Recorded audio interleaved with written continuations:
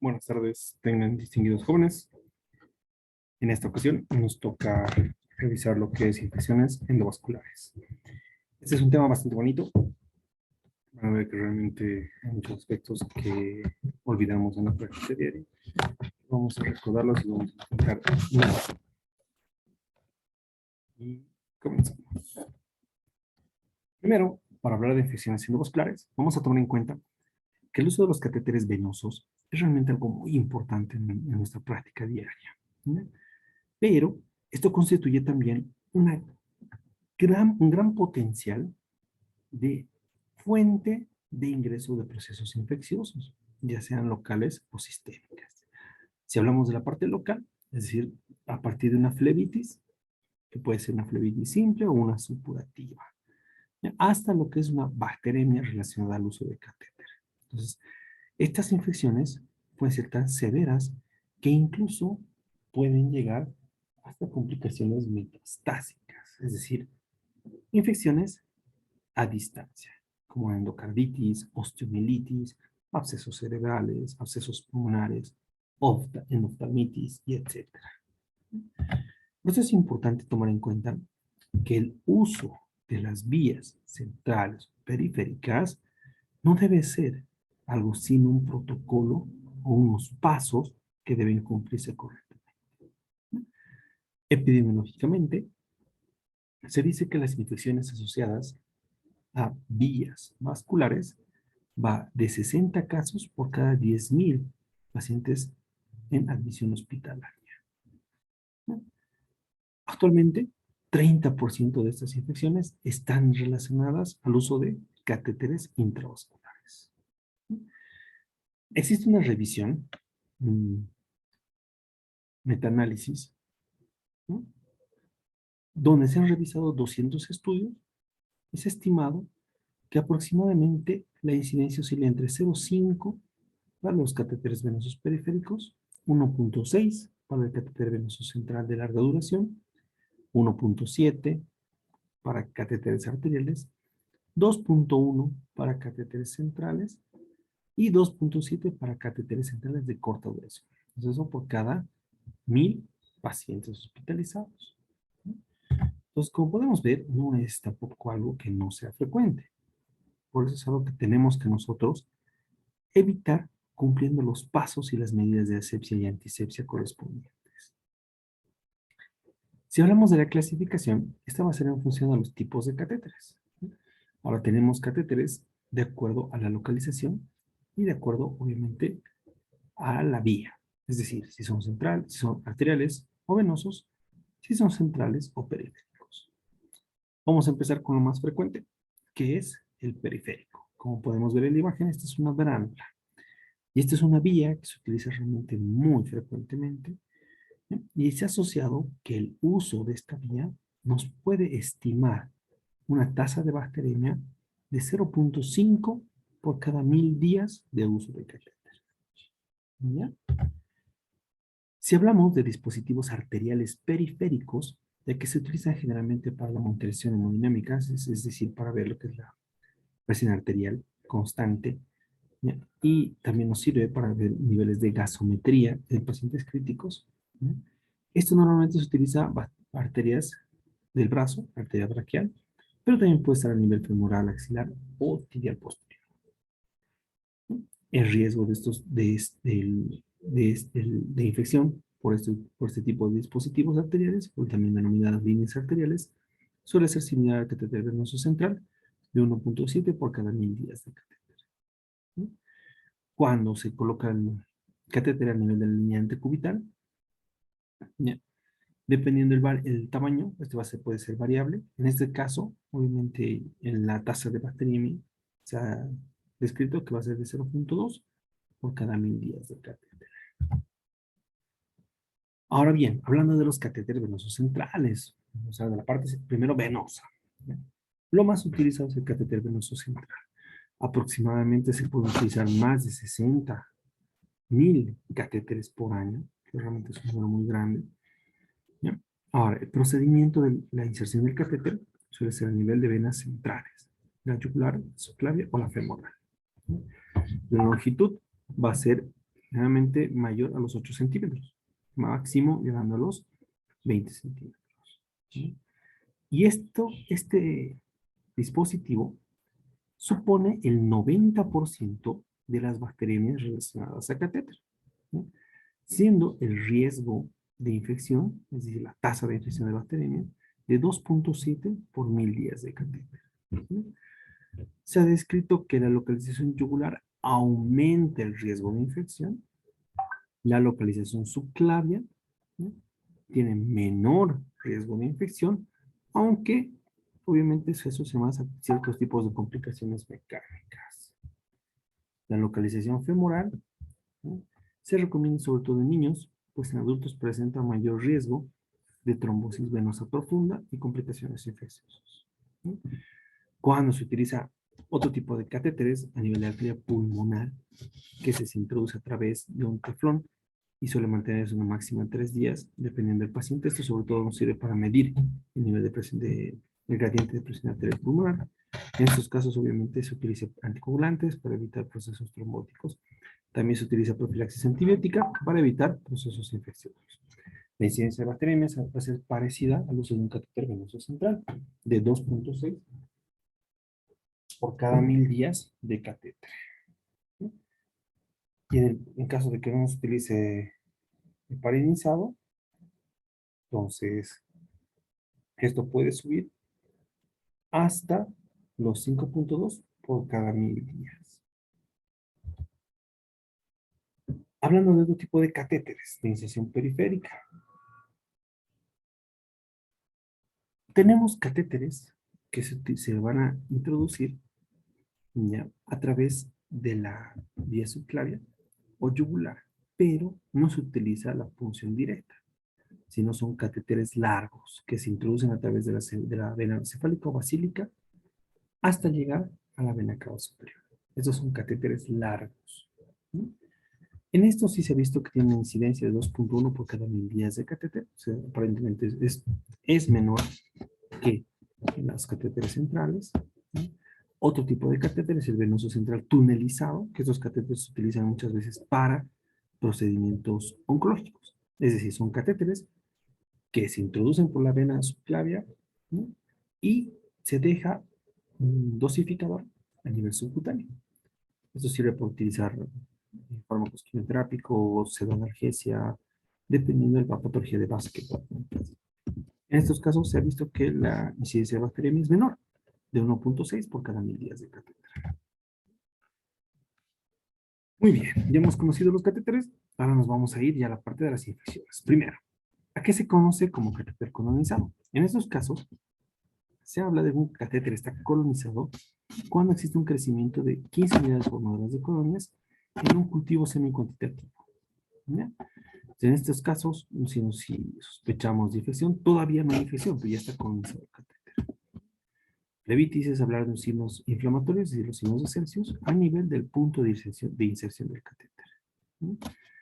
El hablar de infección en el lugar de salida es cuando existe un eritema, una induración, ya que va alrededor de los 2 centímetros en la zona de punción del catéter. ¿Ya? Puede estar asociado a otro tipo de síntomas, como síntomas de fluorosis. ¿Ya? Un término interesante es lo que es la infección de la bolsa. Esta es una infección de tejido celular subcutáneo en el lugar de la punción del dispositivo a utilizar. ¿Ya? Generalmente esto se asocia a los signos de fluorosis, ¿ya? Y a veces suele haber la formación de pequeños abscesos, drenajes espontáneos o necrosis de la piel alrededor de la zona de punción. ¿No? Esto puede haber con o sin bacteria.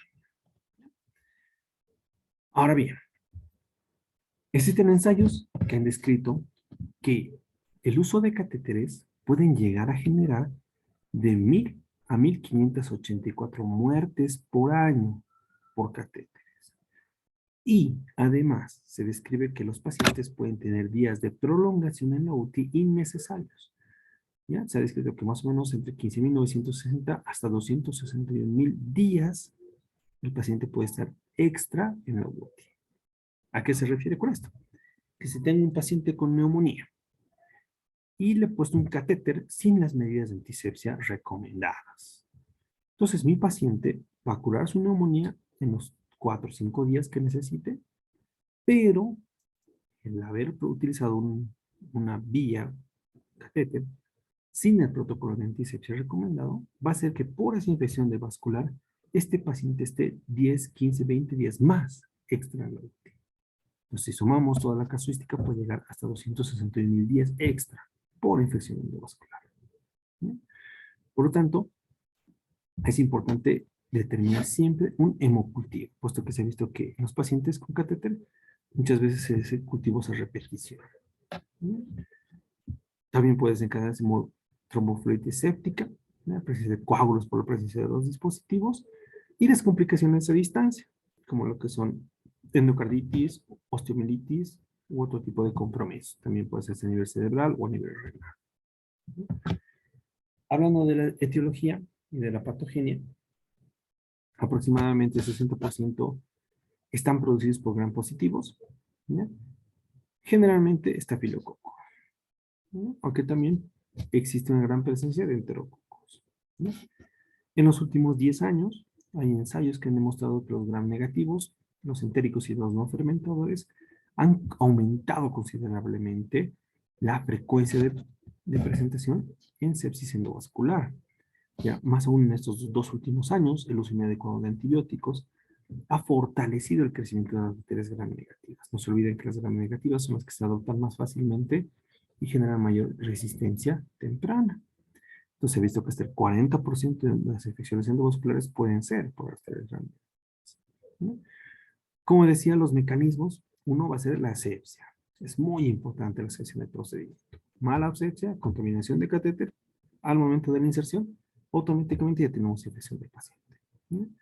Ahora, la migración de los microorganismos a través del exterior al interior por el catéter, es decir, una mala manipulación. Si yo voy a administrar un medicamento por un catéter y no tengo la antisepsia del lumen del catéter, entonces igual es un riesgo, ¿no? Justamente la contaminación de las conexiones o de las vías luminales, ¿no?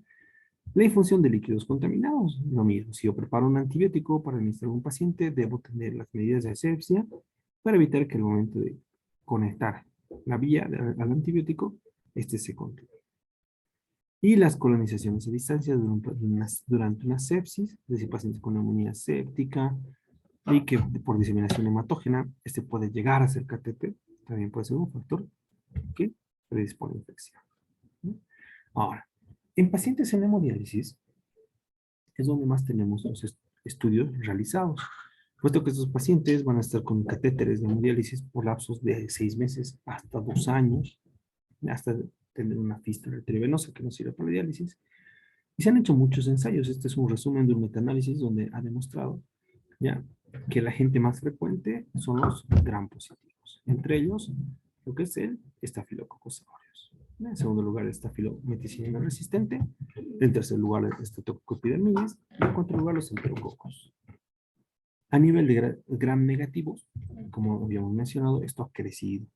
Hoy en día se describe hasta 20-28% de presencia de gram negativos, en los que encabeza la Pseudomonas aeruginosa. Y este es un agente bastante agresivo, entonces debemos tener cuidado. En segundo lugar, está la Cianobacter, que es uno de los agentes únicos que se ha descrito como resistente absolutamente a todos los antibióticos. Y en tercer lugar, el Escherichia coli. Para el diagnóstico, ¿qué pasos nosotros debemos seguir para el diagnóstico? Primero, es importante que para las infecciones asociadas a dispositivos se tome en cuenta la parte clínica, es decir, vamos a valorar la zona de punción del catéter, ver si no existen signos de flogosis, ¿no? Ver si no hay datos de sepsis, ¿no? Y considerar que si este paciente tiene una neumonía, yo le he puesto un catéter y veo que a los 2 días del catéter el paciente está peor en lugar de estar mejor, posiblemente el foco ya no sea tanto el neumónico, que es el neumónico ya hemos controlado, pero ahora el foco es endovascular, ¿no? Entonces, tomar en cuenta que lo que es los síntomas cutáneos o locales, sobre todo de catéteres periféricos, ¿no? Y los síntomas sistémicos de sepsis, que muchas veces desaparecen al retirar el catéter, suelen ser asociados a catéteres centrales. Entonces, esos van a ser nuestros elementos de diagnóstico y los cultivos, ¿ya? Porque mire, si tenemos una lesión local, se recomienda hacer un frotis, del exudado cutáneo y hacen una tinción y un cultivo. Entonces nos va a ayudar a una aproximación diagnóstica de la gente. Ahora, cuando tenemos catéter venoso central y hay un poco de irritación de la piel, también se puede hacer un frotis pericatéter de hasta 2 centímetros de radio alrededor de la zona de punción y hacer un cultivo, ¿no? Si no se puede hacer un retiro del catéter, entonces lo que se hace es tomar de los lúmenes, mínimamente 2, ideal si es de los 3, de los lúmenes de cada catéter, tomar muestras de sangre para retrocultivo. ¿Sí? La sangre nos va a servir para hacer un cultivo de todo el catéter. Ya todo lo que aspiremos de esos lúmenes va a ser todo lo que vamos a arrastrar, los diferentes tipos de patógenos. El hemocultivo hay que realizarlo de manera adecuada. Primero una asepsia de la piel, una toma periférica, ¿no?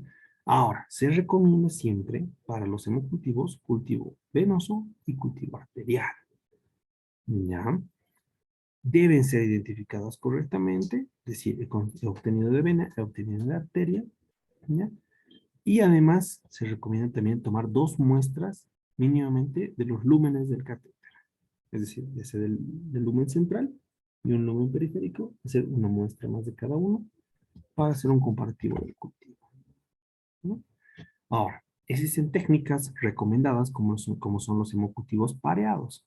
Esto consiste en que voy a tomar una muestra a través de punción periférica, ¿no? Es decir, un paciente con catéter a nivel de su clave derecha, voy a puncionar el miembro superior izquierdo, ya sea a nivel de la vena basílico-cefálica, y además voy a tomar otra muestra del catéter. En este caso, va a haber un cultivo que nos va a mostrar una cantidad X de unidades hormonales de colonias, donde nosotros hacemos un cociente, ¿no? Que nos va a decir, esto se denomina método de Mackey, ya que suele tener una sensibilidad del 72-80% y una especificidad del 90-100%. ¿No? Comparamos ambos cultivos y máximo debemos tener un cociente mayor o igual a 3. Esto nos va a indicar que es correcta nuestra prueba, ¿no? Y que obviamente el paciente tiene la gente que nos ha descrito el cultivo, ¿no?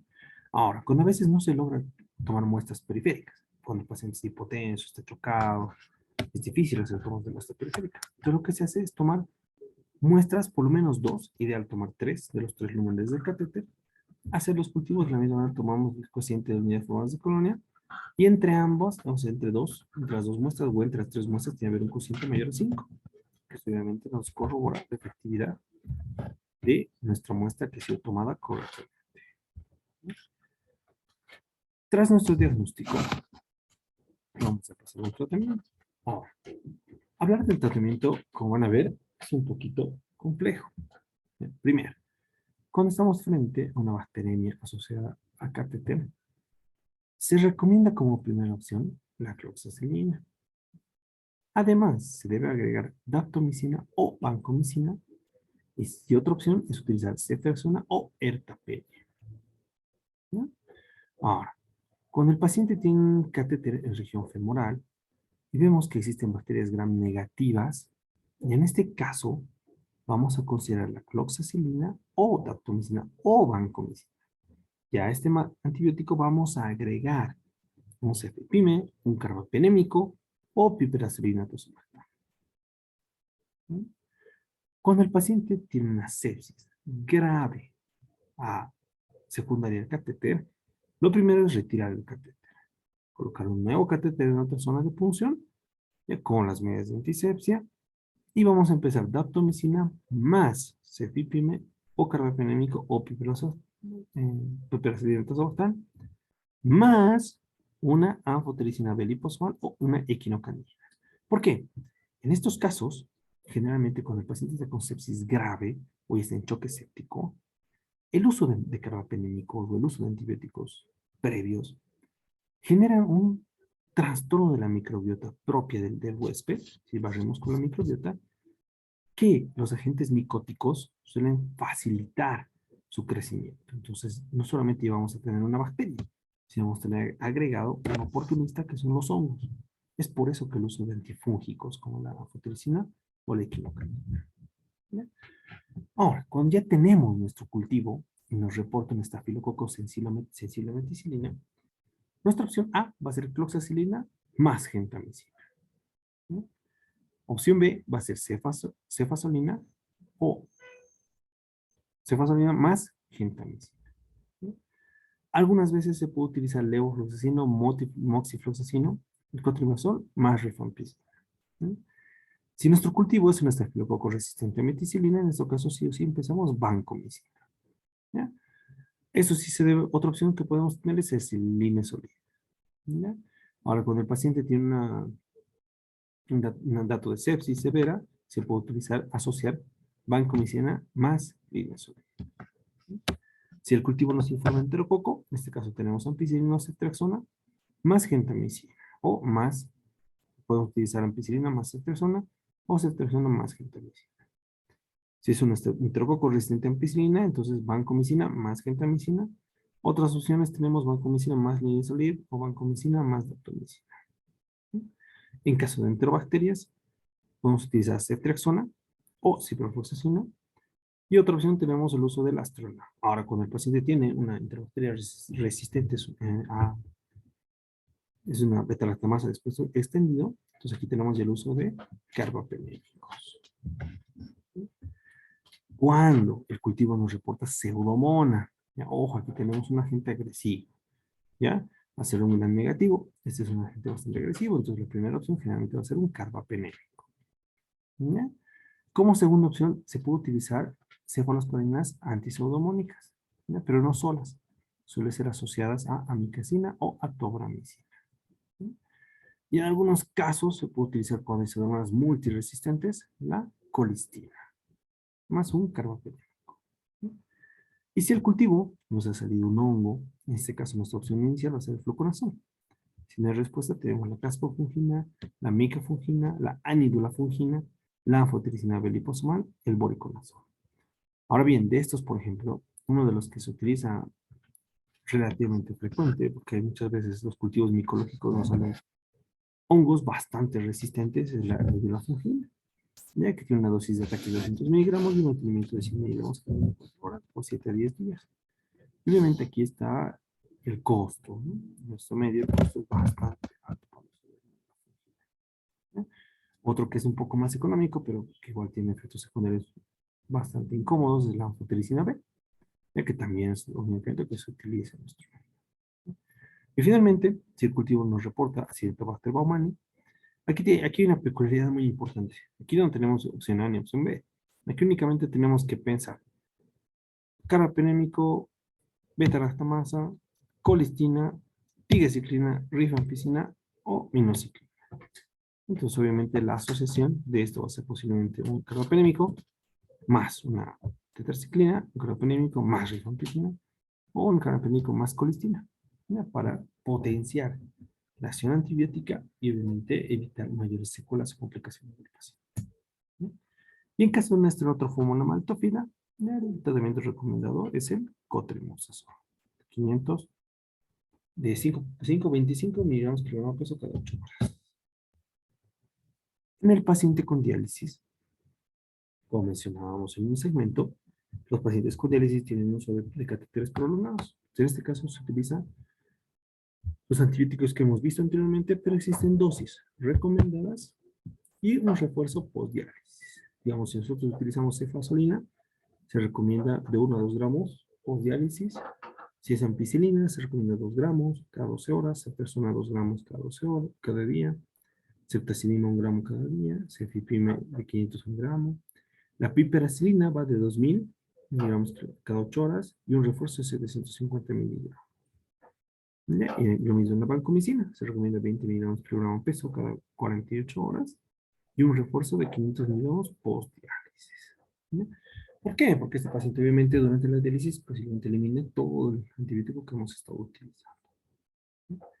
Muchas gracias a todos por la atención. Tengan todos muy buenas tardes.